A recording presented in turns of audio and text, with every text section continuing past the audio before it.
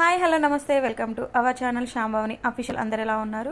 ఇంట్లో సింపుల్గా పానీపూరి రెడీ చేసుకోవడం ఎలా అనేది చూపిస్తాను, చూసేయండి. ముందుగా కుక్కర్లో బఠానీ అనేది ఉడకబెట్టుకోవాలి. ఇక వాటర్ కోసం రెడీ చేసుకోవాలి. పచ్చిమిర్చి, టమాటా, చింతపండు, జీలకర్ర, కొంచెం అల్లము, పుదీనా, కొత్తిమీర వేసి గ్రైండర్ చేసేసుకోవాలి. 1 లీటర్ వాటర్లో అవన్నీ కలుపుకోవాలి. బ్లాక్ సాల్ట్ అనేది కూడా యాడ్ చేసుకోవాలి. కొంచెం మిరియాల పొడి, జల్జీరా, ధనియాల పొడి, ఉప్పు వేసుకొని కలుపుకోవాలి. మనకు రెడీమేడ్గా పూరీస్ అనేది దొరుకుతాయి కదండి డిమార్ట్లో, అది వేయించేసుకోవాలి. పూరీస్ అనేవి రెడీ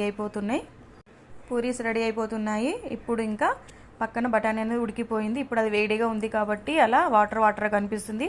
చల్లగైన తర్వాత దగ్గరికి అయిపోతుంది. అందులో కారం, పసుపు, ఉప్పు వేసేసుకొని కలిపేసుకోవాలి. పూరీస్ని తీసుకోవడమే. వేడివేడిగా ఉండడం వల్ల బౌల్స్ అనేది అది ఇచ్చికపోయింది. ఇక తర్వాత వాటర్ అనేది వేసుకొని ఉల్లిపాయలు పెట్టుకొని తినేయడమే. పానీపూరి రెడీ. నా వీడియో నచ్చినట్టయితే లైక్, షేర్, సబ్స్క్రైబ్.